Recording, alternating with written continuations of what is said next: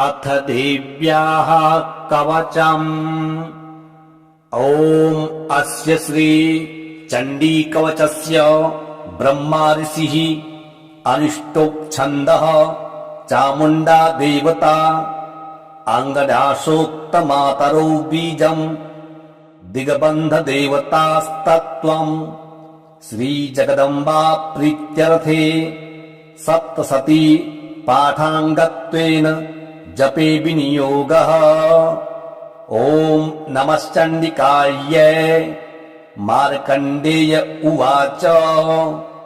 ॐ यद्गुह्यम् परमम् लोके सर्वरक्षाकरम् नृणाम् यन्न कस्यचिदाख्यातम् तन्मे ब्रूहि पितामह। ब्रह्मोवाच। अस्ति गुह्यतमम् विप्र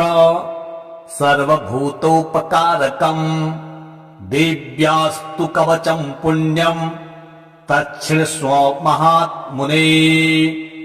प्रथमम् शैलपुत्री च द्वितीयम् ब्रह्मचारिणी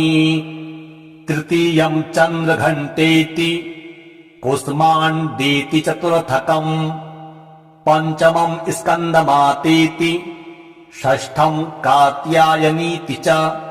सप्तमम् कालरात्रीति महागौरीति चाष्टमम् नवमम् सिद्धिदात्री च नवदुर्गाः प्रकीर्तिताः। उक्तान्येतानि नामानि ब्रह्मणैव महात्मना अग्निना दह्यमानस्तु शत्रुमध्ये गतो रणे विषमे दुर्गमे चैव भयार्ताः शरणम् गताः न तेषाम् जायते किञ्चिदशुभम् रणसङ्कटे नापदम् तस्य पश्यामि शोकदुःखभयम् नहि यैस्तु भक्त्या स्मृता नूनम् तेषाम् वृद्धिः प्रजायते। ये त्वाम् स्मरन्ति देवेशि रक्षसे तान्न संशयः। प्रेतसंस्था तु चामुण्डा वाराही महिषासना ऐन्द्री गजसमारूढा वैष्णवी गरुडासना माहेश्वरी वृषारूढा कौमारी शिखिवाहना लक्ष्मीः पद्मासना देवी पद्महस्ता हरिप्रिया श्वेतरूपधरा देवी ईश्वरी वृषभाहना ब्राह्मी हंससमारूढा सर्वाभरणभूषिता इत्येता मातरः सर्वाः सर्वयोगसमन्विताः नानाभरणशोभाढ्या नानारत्नोपशोभिताः दृश्यन्ते रथमारूढा देव्यः क्रोधसमाकुलाः शङ्खम् चक्रम् गदाम् शक्तिम् हलम् च मुसलायुधम् खेटकम् तोमरम् चैव परशुम् पाशमेव च कुन्तायुधम् त्रिशूलम् च सारङ्गमायुधमुत्तमम् दैत्यानाम् देहनाशाय भक्तानाम् भयाय च धारयन्त्यायुधानीत्थम् देवानाम् च हिताय वै। नमस्तेस्तु महारौद्रे महाघोरपराक्रमे महाबले महोत्साहे महाभयविनाशिनि त्राहि माम् देवि दुष्प्रेक्ष्ये शत्रूणाम् भयवर्धिनि प्राच्याम् रक्षतु मामेन्द्री आग्नेयामग्निदेवता दक्षिणेवतु वाराही नैऋत्याम् खड्गधारिणी प्रतीच्याम् वारुणी रक्षेद् वायव्याम् मृगवाहिनी उदीच्याम् पातु कौमारी ऐसान्याम् शूलधारिणी ऊर्ध्वं ब्रह्माणि मे रक्षेत् धस्ताद् वैष्णवी तथा एवं 10 दिशो रक्षेत् चामुण्डासव वाहना जया मे चाग्रतः पातु विजया पातु पृष्ठतः अजिता वाम पार्श्वे तु दक्षिणे चापराजिता शिखामुद्योतिनी रक्षेत् उमा मूर्धनि व्यवस्थिता मालाधरि ललाटे च भ्रुवो रक्षेद यश्विनी त्रिनेत्रा च भ्रुवोर्मध्ये यमघण्टा च नासिके शङ्खिनी चक्षुषोर्मध्ये सूत्रक्योर्द्वारवासिनी कपोलौ कालिका रक्षेत् कर्णमूले तु शाङ्करी नासिकायां सुगन्धा च उत्तरोष्ठे च चर्चिका अधरे चामृतकला जिह्वायां च सरस्वती दन्तान् रक्षतु कौमारी कण्ठदेशे तु चण्डिका घण्टिकां चित्रघण्टा च महामाया च तालुके कामाक्षी चिबुकं रक्षेद् वाचं मे सर्वमङ्गला ग्रीवायां भद्रकाली च पृष्ठवंशे धनुर्धरी नीलग्रीवा वही कण्ठे नलिकां नलकूबरी स्कन्धयोः खड्गिनी रक्षेद् बाहू मे वज्रधारिणी हस्तयोर्दण्डनी रक्षेद् अम्बिका चाङ्गुलीषु च नखाञ्चूलेश्वरी रक्षेत् कुक्षो रक्षेत् कुलेश्वरी स्तनो रक्षेन् महादेवी मनः शोकविनाशिनी हृदये ललिता देवी उदरे शूलधारिणी नाभो च कामिनी रक्षेद् गुह्यं गुह्येश्वरी तथा पूतना कामिका मेढम् गुदे महिषवाहिनी कट्यां भगवती रक्षेद् जानुनी विघ्नवासिनी जङ्घे महाबला रक्षेत् सर्वकामप्रदायिनी गुलफयोर्नारसिंही च पादपृष्ठे तु तेजसी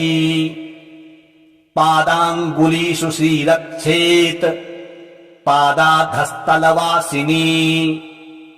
नखान्दृष्टा कराली च केशाश्चैवोर्ध्वकेशिनी रोमकूपेषु कौबेरी त्वचं वागीश्वरी तथा रक्तमज्जावसा मांसान् यस्ति मेदांसि पार्वती अन्त्राणि कालरात्रिश्च पित्तं च मुकुटेश्वरी पद्मावती पद्मकोशे कफे चूडामणिस्तथा ज्वालामुखी नखज्वाला मभीद्या सर्वसन्धिषु शुक्रं ब्रह्माणि मे रक्षेत्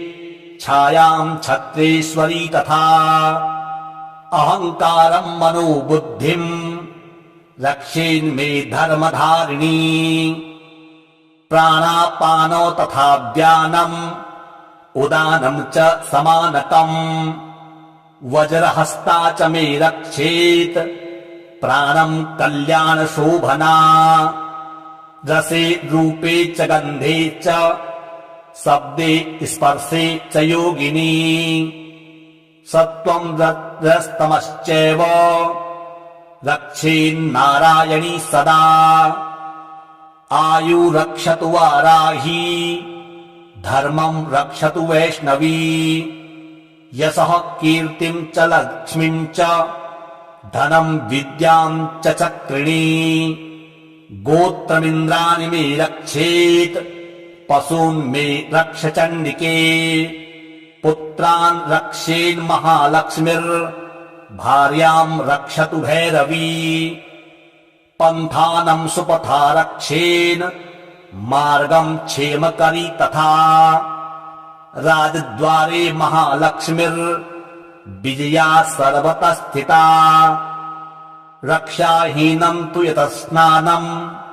वर्जितम् कवचेन तु तत्सर्वम् रक्ष मे देवी जयन्ती पापनाशिनी पदमेकम् न गच्छेत्तु यदिच्छेच्छुभयात्मनः कवचेनावृतो नित्यम् यत्र यत्रैव गच्छति तत्र तत्रार्थलाभश्च विजयः सार्वकामिकः यम् यम् चिन्तयते कामम् तम् तम् प्राप्नोति निश्चितम् परमैश्वर्यमतुलम् प्राप्स्यते भूतले पुमान् निर्भयो जायते मर्त्यः सङ्ग्रामेष्वपराजितः त्रैलोक्ये तु भवेत् पूज्यः कवचेनावृतः पुमान् इदम् तु देव्यः कवचम् देवानामपि दुर्लभम् यः पठेत् प्रयतो नित्यम्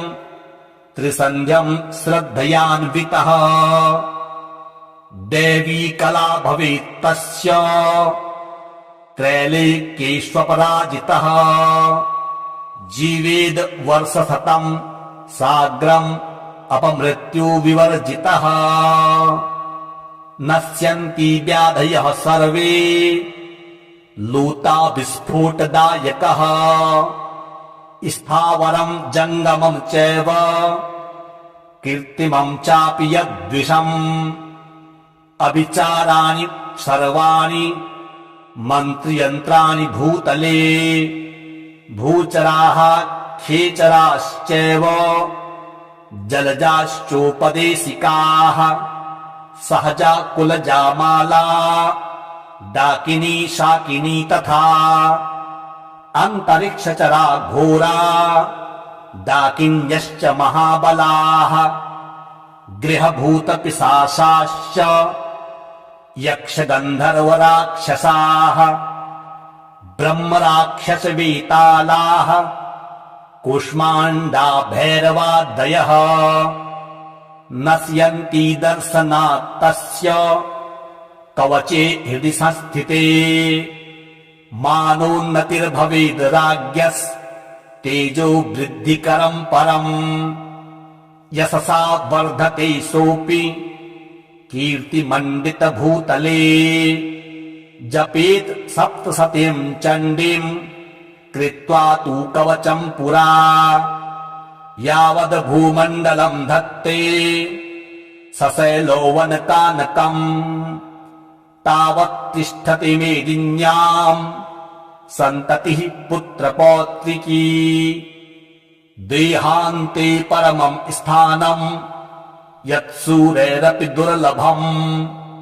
प्राप्नोति पुरुषो नित्यम् महामाया प्रसादतः लभते परमम् रूपम् शिवेन सह मोदते।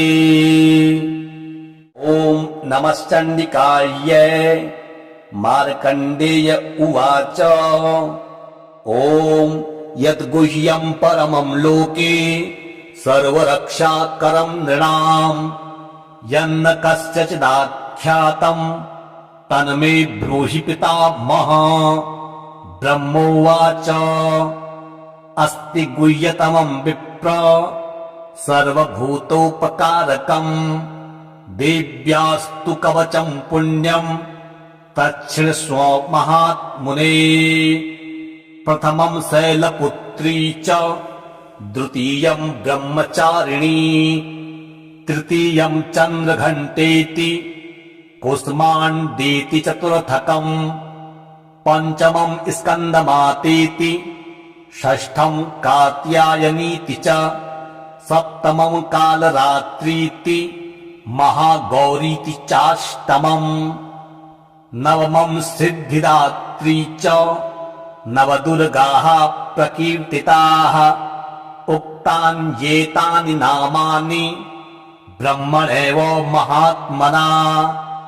अग्निना दह्यमानस्तु शत्रुमध्ये गतो रणे विषमे दुर्गमे चैव भयार्ताः शरणं गताः न तेषां जायते किञ्चिदशुभं रणसङ्कटे नापदं तस्य पश्यामि शोकदुःखभयं नहि यैस्तु भक्त्या स्मृता नूनं तेषां वृद्धिः प्रजायते ये त्वां स्मरन्ति देवेशि रक्षसे तान्न संशयः प्रेतसंस्था तु चामुण्डा वाराही महिषासना ऐन्द्री गजसमारूढा वैष्णवी गरुडासना माहेश्वरी वृषारूढा कौमारी शिखिवाहना लक्ष्मीः पद्मासना देवी पद्महस्ता हरिप्रिया श्वेतरूपधरा देवी ईश्वरी वृषभाहना ब्राह्मी हंससमारूढा सर्वाभरणभूषिता इत्येता मातरः सर्वाः सर्वयोगसमन्विताः नानाभरणशोभाढ्या नानारत्नोपशोभिताः दृश्यन्ते रथमारूढा देव्यः क्रोधसमाकुलाः शङ्खं चक्रं गदां शक्तिं हलं च मुसलायुधम् खेटकं तोमरं चैव परशुं पाशमेव च कुन्तायुधं त्रिशूलं च सारङ्गमायुधमुत्तमम् दैत्यानां देहनाशाय भक्तानामभयाय च धारयन्त्यायुधानीत्थम् देवानां च हिताय वै नमस्तेस्तु महारौद्रे महाघोरपराक्रमे महाबले महोत्साहे महाभयविनाशिनि त्राहि मां देवि दुष्प्रेक्ष्ये शत्रूणां भयवर्धिनि प्राच्यां रक्षतु मामेन्द्री आग्नेयामग्निदेवता दक्षिणेवतु वाराही नैऋत्यां खड्गधारिणी प्रतीच्यां वारुणी रक्षेद् वायव्यां मृगवाहिनी उदीच्यां पातु कौमारी ऐशान्यां शूलधारिणी ऊर्ध्वं ब्रह्माणि मे रक्षेद् धस्ताद् वैष्णवी तथा एवं दश दिशो रक्षेत् चामुण्डा शववाहना जया मे चाग्रतः पातु विजया पातु पृष्ठतः अजिता वाम पार्श्वे तु दक्षिणे चापराजिता शिखामुद्योतिनी रक्षेद् उमा मूर्धनि व्यवस्थिता मालाधरि ललाटे च भ्रुवो रक्षेद यश्विनी त्रिनेत्रा च भ्रुवोर्मध्ये यमघण्टा च नासिके शङ्खिनी चक्षुषोर्मध्ये श्रोत्रयोर्द्वारवासिनी कपोलौ कालिका रक्षेत् कर्णमूले तु शाङ्करी नासिकायां सुगन्धा च उत्तरोष्ठे च चर्चिका अधरे चामृतकला जिह्वायां च सरस्वती दन्तान् रक्षतु कौमारी कण्ठदेशे तु चण्डिका घण्टिकां चित्रघण्टा च महामाया च तालुके कामाक्षी चिबुकं रक्षेद् वाचं मे सर्वमङ्गला ग्रीवायाम् भद्रकाली च पृष्ठवंशे धनुर्धरी नीलग्रीवा वही कण्ठे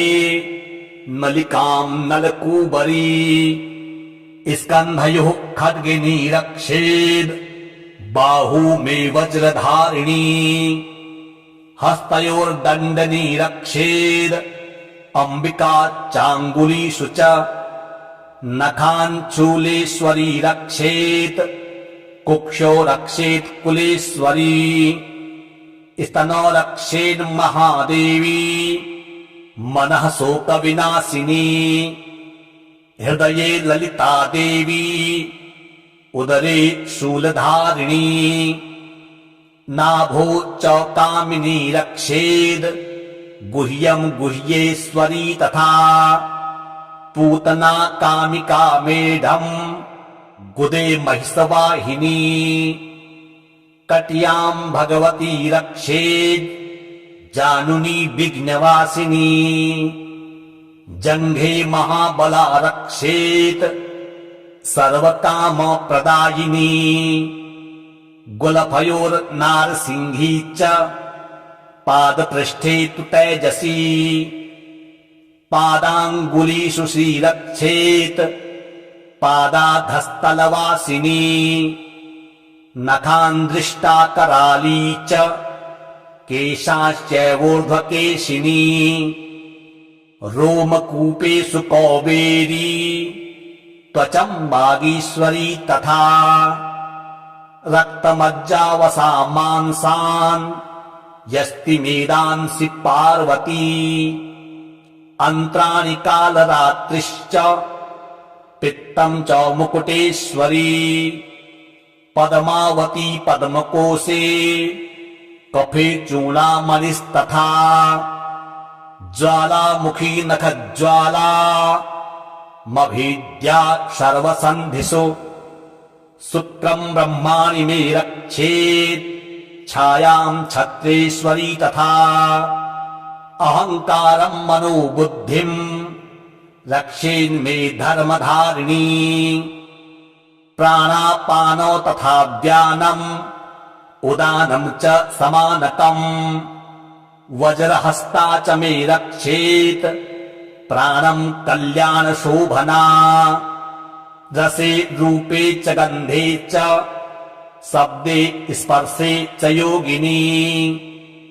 सत्त्वम् रजस्तमश्चैव रक्षेन्नारायणी सदा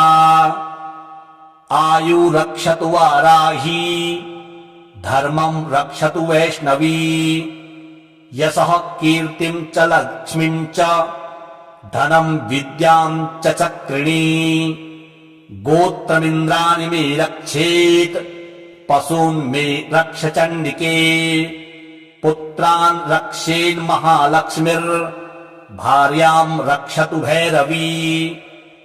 पन्थानम् सुपथा रक्षेन् मार्गम् क्षेमकरी तथा राजद्वारे महालक्ष्मीर्विजया सर्वतः स्थिता रक्षाहीनम् तु यतः स्नानम् वर्जितम् कवचेन तु तत्सर्वम् रक्ष मे देवी जयन्ती पापनाशिनी पदमेकम् न गच्छेत्तु यदिच्छेच्छुभयात्मनः कवचेनावृतो नित्यम् यत्र यत्रैव गच्छति तत्र तत्रार्थलाभश्च विजयः सार्वकामिकः यम् यम् चिन्तयते कामम् तम् तम् प्राप्नोति निश्चितम् परमैश्वर्यमतुलम् प्राप्स्यते भूतले पुमान् निर्भयो जायते मर्त्यः सङ्ग्रामेष्वपराजितः त्रैलोक्ये तु भवेत् पूज्यः कवचेनावृतः पुमान् इदम् तु देव्यः कवचम् देवानामपि दुर्लभम् यः पठेत् प्रयतो नित्यम् त्रिसन्ध्यम् श्रद्धयान्वितः दैवी कला भवेत् तस्य त्रैलोक्येष्वपराजितः जीवेद वर्षशतम् साग्रम् अपमृत्यु विवर्जितः नश्यन्ति व्याधयः सर्वे लूता विस्फोटदायकः स्थावरम् जङ्गमम् चैव कृत्रिमम् चापि यद्विषम् अविचाराणि सर्वाणि मन्त्रयन्त्राणि भूतले भूचराः खेचराश्चैव जलजाश्चोपदेशिकाः सहजा कुलजामाला डाकिनी शाकिनी तथा अन्तरिक्षचरा घोरा डाकिन्यश्च महाबलाः गृहभूतपिशाचाश्च यक्षगन्धर्वराक्षसाः ब्रह्मराक्षसवेतालाः कूष्माण्डा भैरवादयः नश्यन्ति दर्शनात् तस्य कवचे हृदि संस्थिते मानोन्नतिर्भवेद् राज्ञस्तेजो वृद्धिकरम् परम् यशसा वर्धते सोऽपि कीर्तिमण्डितभूतले जपेत् सप्तशतीम् चण्डीम् कृत्वा तु कवचम् पुरा यावद् भूमण्डलम् धत्ते सशैलोवनकानकम् तावत् तिष्ठति मेदिन्याम् सन्ततिः पुत्रपौत्रिकी देहान्ते परमम् स्थानम् यत्सूरैरपि दुर्लभम् प्राप्नोति पुरुषो नित्यम् महामाया प्रसादतः लभते परमम् रूपम् शिवेन सह मोदते। ॐ नमश्चण्डिकायै मार्कण्डेय उवाच ॐ यद्गुह्यम् परमम् लोके सर्वरक्षाकरम् नृणाम् यन्न कस्यचिदाख्यातम् तन्मे ब्रूहि पितामह। ब्रह्मोवाच अस्ति गुह्यतमम् विप्र सर्वभूतोपकारकम् देव्यास्तु कवचम् पुण्यम् तच्छृण्वस्व महात्मुने। प्रथमम् शैलपुत्री च द्वितीयम् ब्रह्मचारिणी तृतीयम् चन्द्रघण्टेति कुष्माण्डेति चतुर्थकम् पञ्चमम् स्कन्दमातेति षष्ठम् कात्यायनीति च सप्तमम् कालरात्रीति महागौरीति चाष्टमम् नवमम् सिद्धिदात्री च नवदुर्गाः प्रकीर्तिताः उक्तान्येतानि नामानि ब्रह्मणैव महात्मना अग्निना दह्यमानस्तु शत्रुमध्ये गतो रणे विषमे दुर्गमे चैव भयार्ताः शरणम् गताः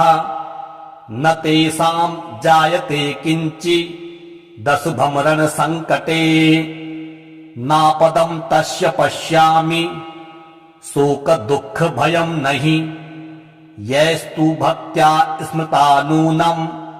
तेषाम् वृद्धिः प्रजायते ये त्वाम् स्मरन्ति देवेशि रक्षसे तान्न संशयः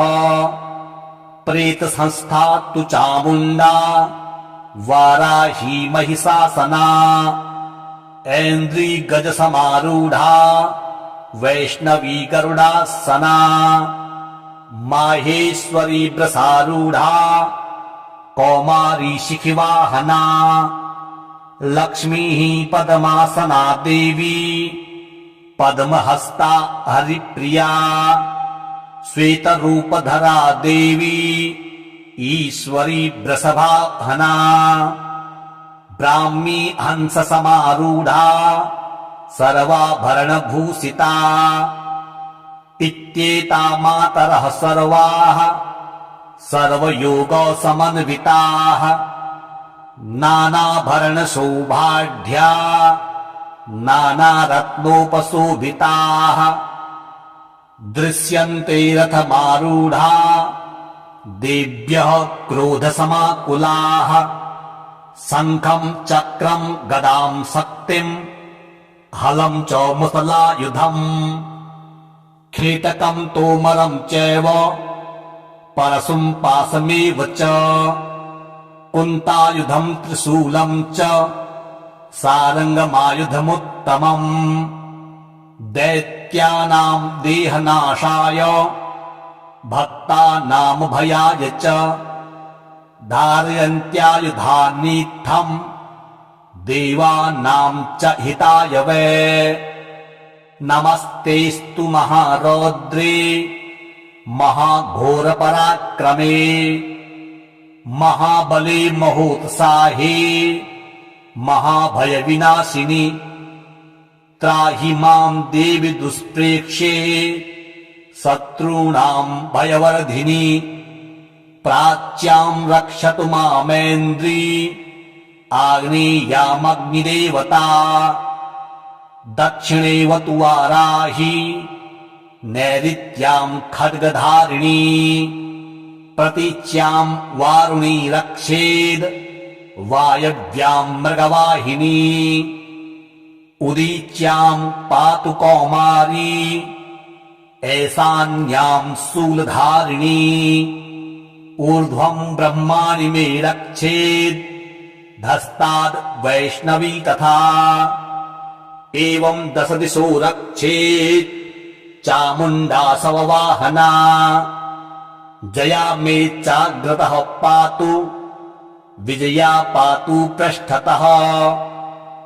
अजिता वाम पार्श्वे तु दक्षिणे चापराजिता शिखामुद्योतिनी रक्षेद् उमा मूर्धनि व्यवस्थिता मालाधरि ललाटे च भ्रुवो रक्षेद यश्विनी त्रिनेत्रा च भ्रुवोर्मध्ये यमघण्टा च नासिके शङ्खिनी चक्षुषोर्मध्ये श्रोत्रयोर्द्वारवासिनी कपोलौ कालिका रक्षेत् कर्णमूले तु शाङ्करी नासिकायां सुगन्धा च उत्तरोष्ठे च चर्चिका अधरे चामृतकला जिह्वायां च सरस्वती दन्तान् रक्षतु कौमारी कण्ठदेशे तु चण्डिका घण्टिकां चित्रघण्टा च महामाया च तालुके कामाक्षी चिबुकं रक्षेद् वाचं मे सर्वमङ्गला ग्रीवायां भद्रकाली च पृष्ठवंशे धनुर्धरी नीलग्रीवा वही कण्ठे नलिकां नलकूबरी स्कन्धयोः खड्गिनी रक्षेद् बाहू मे वज्रधारिणी हस्तयोर्दण्डनी रक्षेद् अम्बिका चाङ्गुलीषु च नखान् चूलेश्वरी रक्षेत् कुक्षो रक्षेत् कुलेश्वरी स्तनो रक्षेन् महादेवी मनः शोकविनाशिनी हृदये ललिता देवी उदरे शूलधारिणी नाभो च कामिनी रक्षेद् गुह्यं गुह्येश्वरी तथा पूतना कामिका मेढम् गुदे महिषवाहिनी कट्यां भगवती रक्षेद् जानुनी विघ्नवासिनी जङ्घे महाबला रक्षेत् सर्वकामप्रदायिनी गुलफयोर्नारसिंही च पादपृष्ठे तु तेजसी पादाङ्गुलीषु श्रीरक्षेत् पादाधस्तलवासिनी नखान्दृष्टा कराली च केशाश्चैवोर्ध्वकेशिनी रोमकूपेषु कौबेरी त्वचं वागीश्वरी तथा रक्तमज्जावसा मांसान् यस्ति मेदांसि पार्वती अन्त्राणि कालरात्रिश्च पित्तं च मुकुटेश्वरी पद्मावती पद्मकोशे कफे चूडामणिस्तथा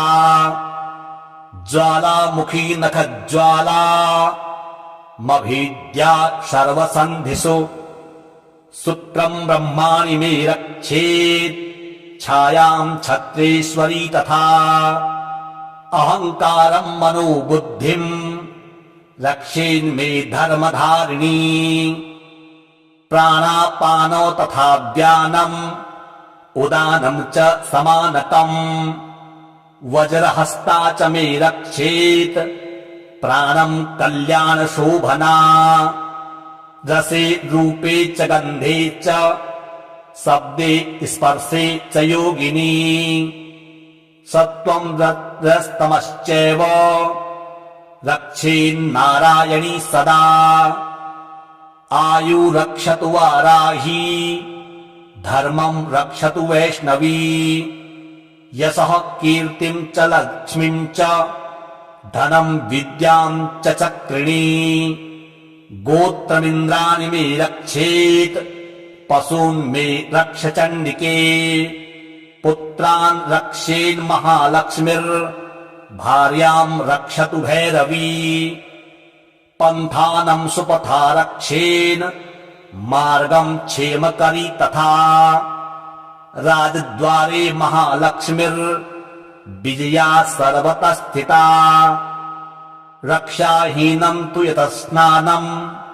वर्जितं कवचेन तु तत्सर्वं रक्ष मे देवी जयन्ती पापनाशिनी पदमेकं न गच्छेत्तु यदिच्छेच्छुभयात्मनः कवचेनावृतो नित्यं यत्र यत्रैव गच्छति तत्र तत्रार्थलाभश्च विजयः सार्वकामिकः यं यं चिन्तयते कामं तं तं प्राप्नोति निश्चितम् परमैश्वर्यमतुलम् प्राप्स्यते भूतले पुमान्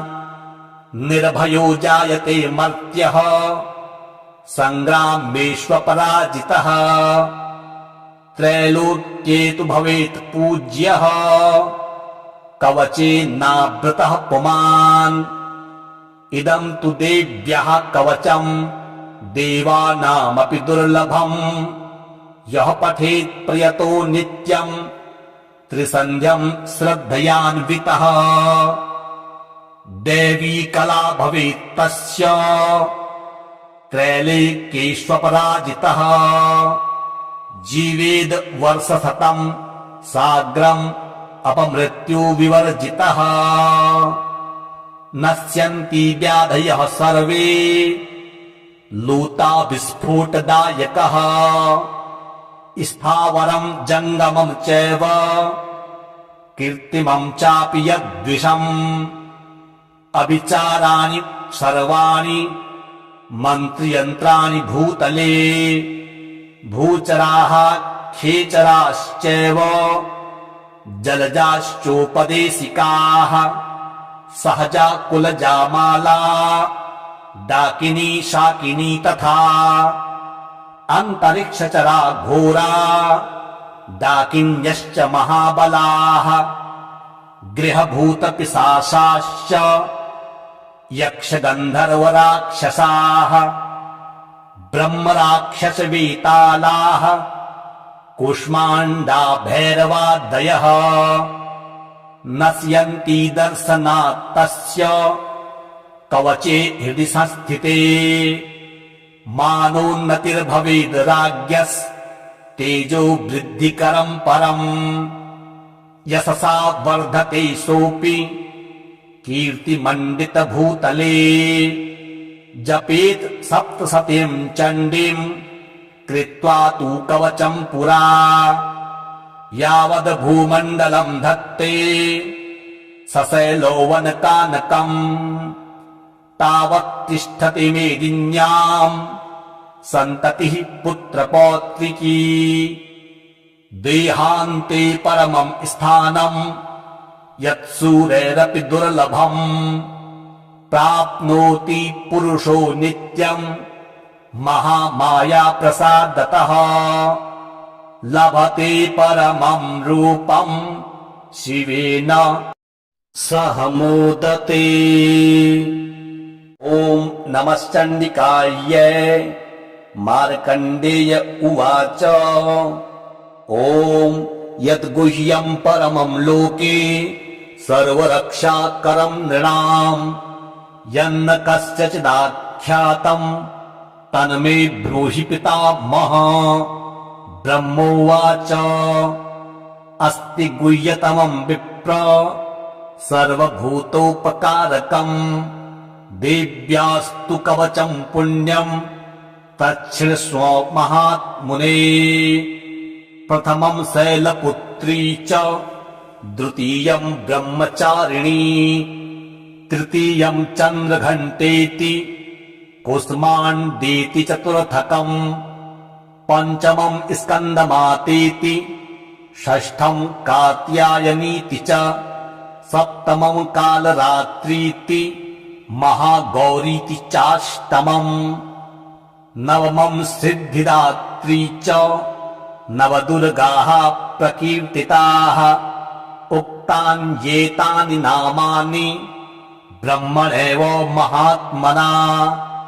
अग्निना दह्यमानस्तु शत्रुमध्ये गतो रणे विषमे दुर्गमे चैव भयार्ताः शरणम् गताः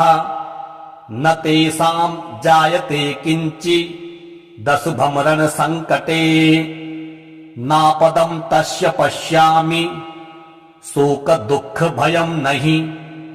यैस्तु भक्त्या स्मृता नूनम् तेषाम् वृद्धिः प्रजायते।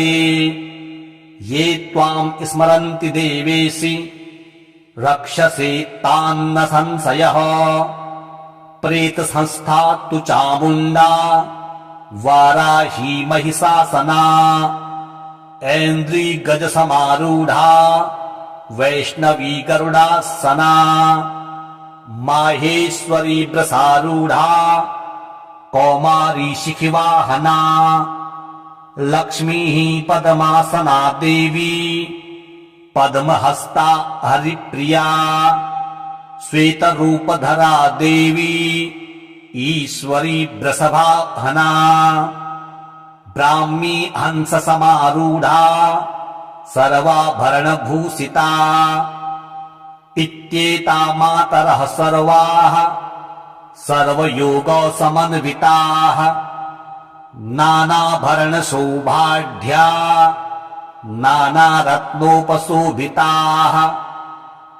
दृश्यन्ते रथमारूढा देव्यः क्रोधसमाकुलाः शङ्खम् चक्रम् गदाम् शक्तिम् हलम् च मुसलायुधम् खेटकम् तोमरम् चैव परशुम् पाशमेव च कुन्तायुधम् त्रिशूलम् च सारङ्गमायुधमुत्तमम् दैत्यानाम् देहनाशाय भक्तानामभयाय च धारयन्त्यायुधानीत्थम् देवानाम् च हिताय वै नमस्तेस्तु महारौद्रे महाघोरपराक्रमे महाबले महोत्साहे महाभयविनाशिनि त्राहि माम् देवि दुष्प्रेक्ष्ये शत्रूणाम् भयवर्धिनि प्राच्याम् रक्षतु मामेन्द्री आग्नेयामग्निदेवता दक्षिणेवतु वाराही नैऋत्याम् खड्गधारिणी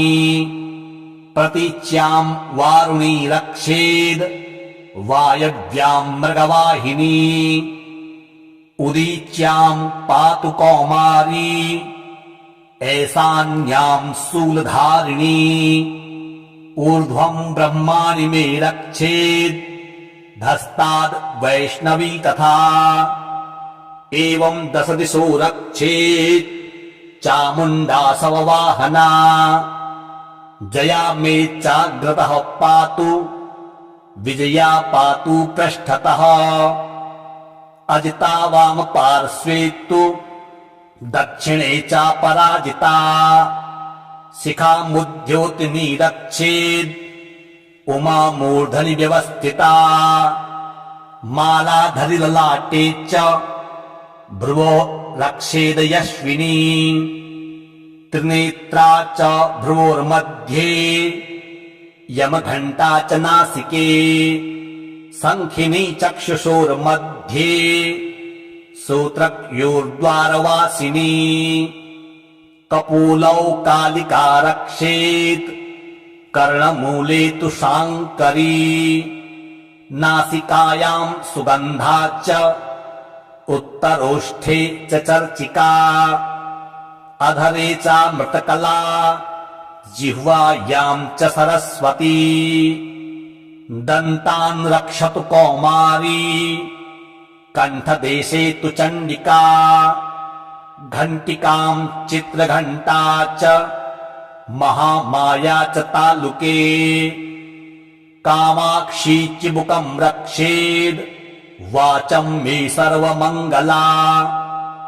ग्रीवायां भद्रकाली च पृष्ठवंशे धनुर्धरी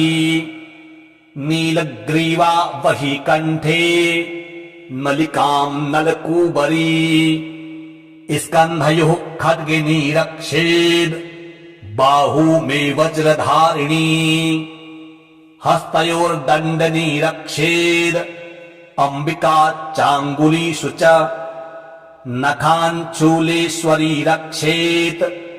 कुक्षो रक्षेत् कुलेश्वरी स्तनो रक्षेन् महादेवी मनः शोकविनाशिनी हृदये ललिता देवी उदरे शूलधारिणी नाभो च कामिनी रक्षेद् गुह्यं गुह्येश्वरी तथा पूतना कामिका मेढम् गुदे महिषवाहिनी कट्यां भगवती रक्षेद् जानुनी विघ्नवासिनी जङ्घे महाबला रक्षेत् सर्वकामप्रदायिनी गुलफयोर्नारसिंही च पादपृष्ठे तु तेजसी पादाङ्गुलीषु श्रीरक्षेत् पादाधस्तलवासिनी नखान्दृष्टा कराली च केशाश्चैवोर्ध्वकेशिनी रोमकूपेषु कौबेरी त्वचं वागीश्वरी तथा रक्तमज्जावसा मांसान् यस्ति मेदांसि पार्वती अन्त्राणि कालरात्रिश्च पित्तं च मुकुटेश्वरी पद्मावती पद्मकोशे कफे चूडामणिस्तथा ज्वालामुखी नखज्वाला मभीद्या सर्वसन्धिषु शुक्रं ब्रह्माणि मे रक्षेत् छायां छत्रेश्वरी तथा अहङ्कारं मनोबुद्धिं रक्षेन्मे धर्मधारिणी प्राणापानो तथा व्यानम् उदानं च समानकम् वज्रहस्ता च मे रक्षेत् प्राणं कल्याणशोभना रसे रूपे च गन्धे च शब्दे स्पर्शे च योगिनी सत्त्वं रजस्तमश्चैव रक्षेन्नारायणी सदा आयु रक्षतु वाराही धर्मं रक्षतु वैष्णवी यशः कीर्तिं च लक्ष्मीं च धनं विद्यां च चक्रिणी गोत्रमिन्द्राणि मे रक्षेत् पशून् मे रक्ष चण्डिके पुत्रान् रक्षेन्महालक्ष्मीर्भार्याम् रक्षतु भैरवी पन्थानम् सुपथा रक्षेन् मार्गम् क्षेमकरी तथा राजद्वारे महालक्ष्मीर्विजया सर्वतः स्थिता रक्षाहीनम् तु यतः स्नानम् वर्जितम् कवचेन तु तत्सर्वम् रक्ष मे देवी जयन्ती पापनाशिनी पदमेकम् न गच्छेत्तु यदिच्छेच्छुभयात्मनः कवचेनावृतो नित्यम् यत्र यत्रैव गच्छति तत्र तत्रार्थलाभश्च विजयः सार्वकामिकः यम् यम् चिन्तयते कामम् तम् तम् प्राप्नोति निश्चितम् परमैश्वर्यमतुलम् प्राप्स्यते भूतले पुमान् निर्भयो जायते मर्त्यः सङ्ग्रामेष्वपराजितः त्रैलोक्ये तु भवेत् पूज्यः कवचेनावृतः पुमान् इदम् तु देव्यः कवचम् देवानामपि दुर्लभम् यः पठेत् प्रयतो नित्यम् त्रिसन्ध्यम् श्रद्धयान्वितः देवी कला भवेत् तस्य त्रैलोक्येष्वपराजितः जीवेद् वर्षशतम् साग्रम् अपमृत्यु विवर्जितः नश्यन्ति व्याधयः सर्वे लूता विस्फोटदायकः स्थावरम् जङ्गमम् चैव कीर्तिमम् चापि यद्विषम्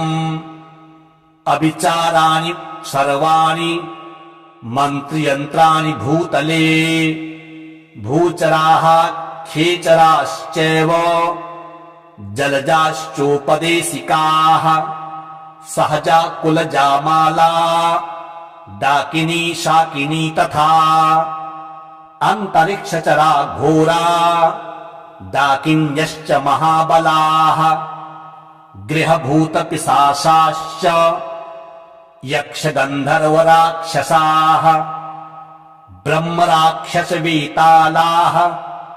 कूष्माण्डा भैरवादयः नश्यन्ति दर्शनात् तस्य कवचे हृदि संस्थिते मानोन्नतिर्भवेद् राज्ञस्तेजो वृद्धिकरम् परम् यशसा वर्धते सोऽपि कीर्तिमण्डितभूतले जपेत् सप्तशतीम् चण्डीम् कृत्वा तु कवचम् पुरा यावद् भूमण्डलम् धत्ते सशैलोवनकानकम् तावत् तिष्ठति मेदिन्याम् सन्ततिः पुत्रपौत्रिकी देहान्ते परमम् स्थानम् यत्सूरैरपि दुर्लभम् प्राप्नोति पुरुषो नित्यम् महामाया प्रसादतः लभते परमम् रूपम् शिवेन सह मोदते। ॐ नमश्चण्डिकायै। मार्कण्डेय उवाच ॐ यद्गुह्यम् परमम् लोके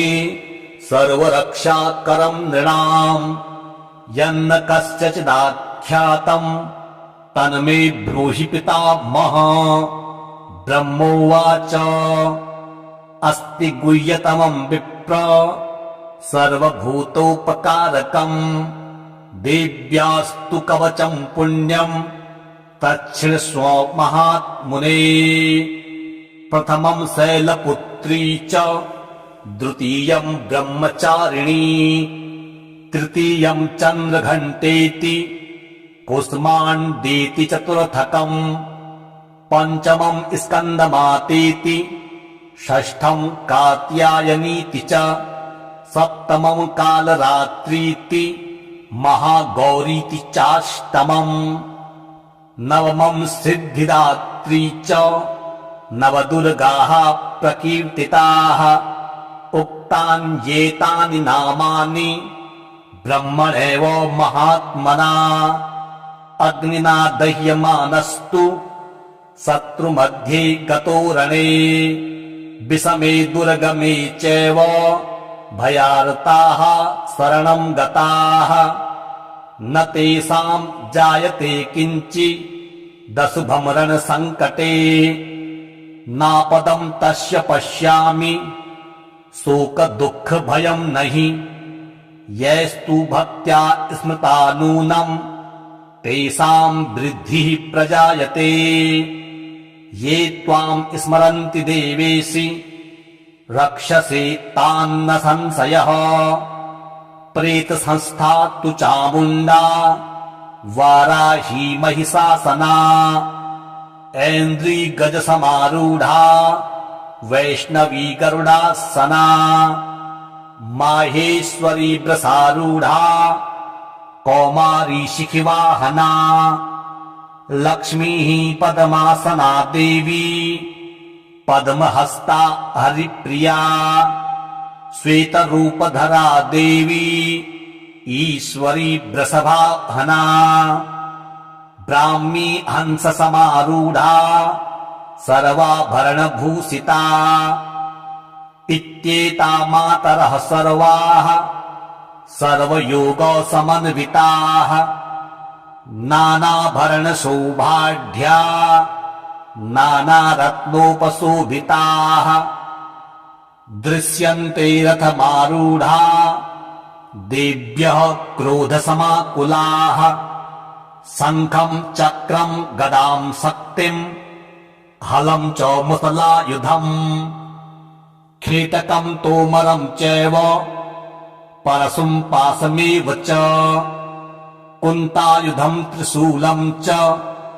सारङ्गमायुधमुत्तमम् दैत्यानां देहनाशाय भक्तानां भयाय च धारयन्त्यायुधानीत्थं देवानां च हिताय वै नमस्तेस्तु महारौद्रे महाघोरपराक्रमे महाबले महोत्साहे महाभयविनाशिनि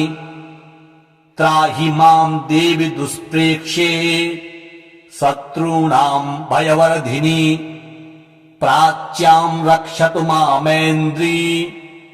आग्नेयामग्निदेवता दक्षिणेवतु वाराही नैऋत्यां खड्गधारिणी प्रतीच्यां वारुणी रक्षेद् वायव्यां मृगवाहिनी उदीच्यां पातु कौमारी ऐशान्यां शूलधारिणी ऊर्ध्वं ब्रह्माणि मे रक्षेद् धस्ताद् वैष्णवी तथा एवं दश दिशो रक्षेत् चामुण्डासववाहना जया मे चाग्रतः पातु विजया पातु पृष्ठतः अजिता वाम पार्श्वे तु दक्षिणे चापराजिता शिखामुद्योतिनी रक्षेद् उमा मूर्धनि व्यवस्थिता मालाधरि ललाटे च भ्रुवो रक्षेद यश्विनी त्रिनेत्रा च भ्रुवोर्मध्ये यमघण्टा च नासिके शङ्खिनी चक्षुषोर्मध्ये श्रोत्रयोर्द्वारवासिनी कपोलौ कालिका रक्षेत् कर्णमूले तु शाङ्करी नासिकायां सुगन्धा च उत्तरोष्ठे च चर्चिका अधरे चामृतकला जिह्वायां च सरस्वती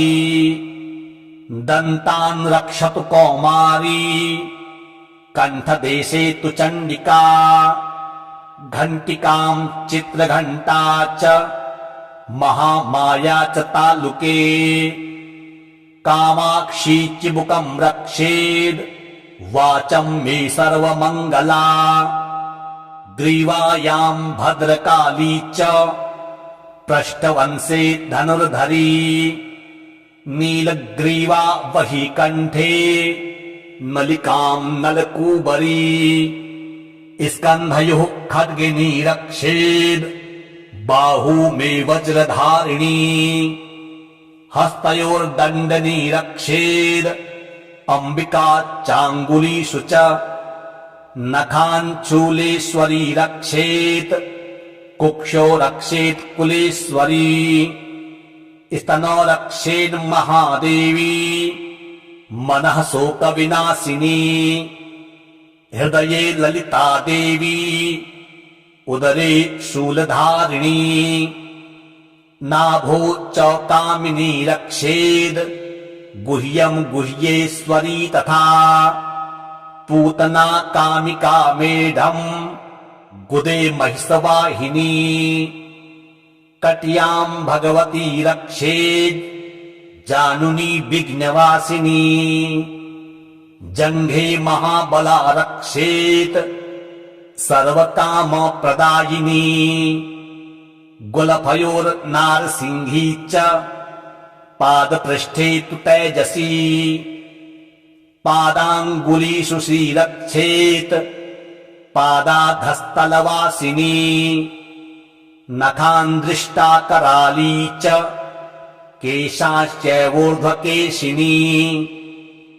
रोमकूपेषु कौबेरी त्वचं वागीश्वरी तथा रक्तमज्जावसा मांसान् यस्ति मेदांसि पार्वती अन्त्राणि कालरात्रिश्च पित्तं च मुकुटेश्वरी पद्मावती पद्मकोशे कफे चूडामणिस्तथा ज्वालामुखी नखज्वाला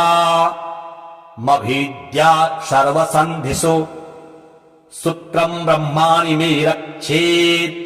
छायाम् छत्रेश्वरी तथा अहङ्कारम् मनोबुद्धिम् रक्षेन्मे धर्मधारिणी प्राणापानो तथा व्यानम् उदानम् च समानकम् वज्रहस्ता च मे रक्षेत् प्राणम् कल्याणशोभना रसे रूपे च गन्धे च शब्दे स्पर्शे च योगिनी सत्त्वम् रजस्तमश्चैव रक्षेन्नारायणी सदा आयु रक्षतु वाराही धर्मम् रक्षतु वैष्णवी यशः कीर्तिम् च लक्ष्मीम् च धनम् विद्याम् च चक्रिणी गोत्रमिन्द्राणि मे रक्षेत् पशून् मे रक्ष चण्डिके पुत्रान् रक्षेन्महालक्ष्मीर्भार्याम् रक्षतु भैरवी पन्थानम् सुपथा रक्षेन् मार्गम् क्षेमकरी तथा राजद्वारे महालक्ष्मीर्विजया सर्वतः स्थिता रक्षाहीनम् तु यतः स्नानम् वर्जितम् कवचेन तु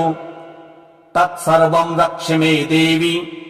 जयन्ती पापनाशिनी पदमेकम् न गच्छेत्तु यदिच्छेच्छुभयात्मनः कवचेनावृतो नित्यम् यत्र यत्रैव गच्छति तत्र तत्रार्थलाभश्च विजयः सार्वकामिकः यम् यम् चिन्तयते कामम् तम् तम् प्राप्नोति निश्चितम् परमैश्वर्यमतुलम् प्राप्स्यते भूतले पुमान् निर्भयो जायते मर्त्यः सङ्ग्रामेष्वपराजितः त्रैलोक्ये तु भवेत् पूज्यः कवचेनावृतः पुमान् इदम् तु देव्यः कवचम् देवानामपि दुर्लभम् यः पठेत् प्रयतो नित्यम् त्रिसन्ध्यम् श्रद्धयान्वितः देवी कला भवेत् तस्य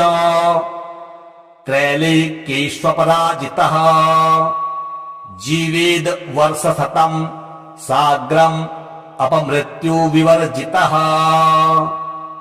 नश्यन्ति व्याधयः सर्वे लूता विस्फोटदायकः स्थावरम् जङ्गमम् चैव कीर्तिमम् चापि यद्विषम् अविचाराणि सर्वाणि मन्त्रयन्त्राणि भूतले भूचराः खेचराश्चैव